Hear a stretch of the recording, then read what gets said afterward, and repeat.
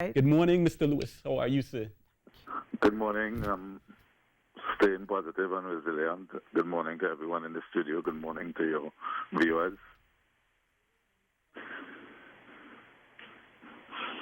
G21. What are your thoughts on the postponement and the new date set for the Olympic Games? It was needed. It was necessary. COVID-19, the infectious disease caused by the SARS-CoV-2 virus, it's like the new war. It's at this point in time, it's 1 million infected and 50-something thousand dead. It's serious. It was always serious, and it was necessary. Sport must be placed on the back burner as we battle to save lives.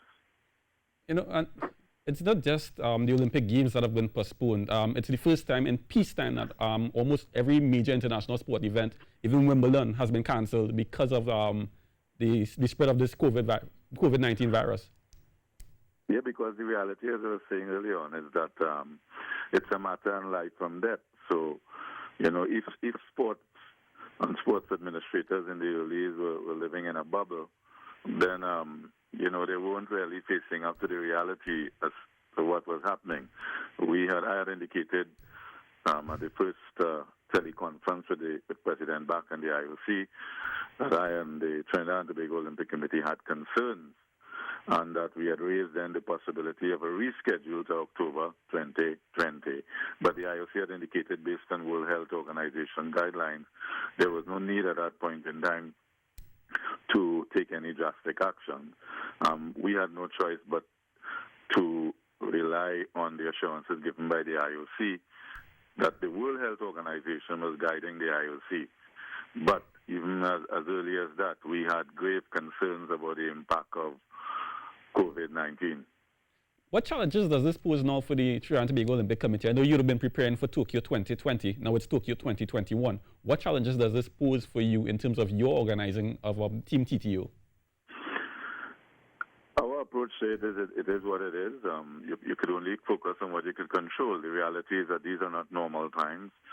And, you know, there's so much social and economic devastation taking place because of COVID-19 that, you know, we just need to focus on what we need to focus on and get on with the responsibility, obligations, and duties that have been placed at us. My major concern at this point in time, besides Team TTO and the TTOC contributing to the country's battle against COVID-19 by encouraging people to stay home and exercise at home, is the mental health aspect and the financial and economic fallout for primarily, first off, our athletes, and that is a significant concern. You know, and speaking about that, you know, they would have been preparing to peak for a particular period. Now they have to a bit change their plans to 2021. What are some of the challenges you think the athletes faced in that aspect? I know preparation is one, and of course some of them in terms of age, and I know that things like that may play a factor in some of them deciding if they want to compete in 2021. Well, the reality is that it would benefit some athletes, especially the younger ones, and some who may have been on the fringe, and they needed the extra year. An additional year would help them mature emotionally, mentally, and physically.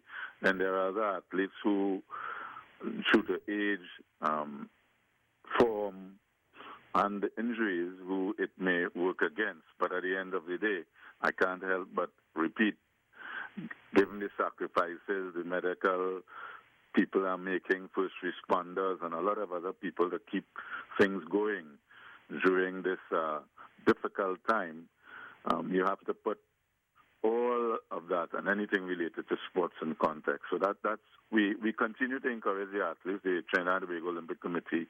We are, you know, moving to digital. Finally, it's something we have been working at for a long while. This affords the opportunity, even in the crisis, to fast track that. So, you know, we are going to be offering fitness programs, exercise programs, nutrition tips, and mental health and resilience advice via digital and technology. All right, Mr. Lewis, thanks again for joining us. After ended there, our time is a bit tight. This one, of course, you would understand with the stuff we have to do for the COVID-19 virus and informing the public right now. Sure, not a problem. Thanks again for joining us. We'll always get back to you. Now we want joining me on the line again is Mr. Lewis, Mr. Brown Lewis, president of the TTOC and also the Commonwealth Games Association in Trinidad and Tobago. Mr. Lewis, good morning, sir. Thanks again for joining us. Sure, not a problem. Happy to share any information that you all may want. Now, how does what is happening in 2020 now affects us hosting the Commonwealth Youth Games in 2021? What wrench would you say through into your plans now? Well, actually, it doesn't, in the sense that the Commonwealth Youth Games, Trinbago 2021, is targeted at the age group 14 to 18 years. So it's a youth-oriented games, and the intention was always to make it very youth-oriented and youth-focused in all aspects, not just the athletes. It has taken additional significance given the COVID-19 pandemic, and hopefully will be post-COVID-19 in 2021.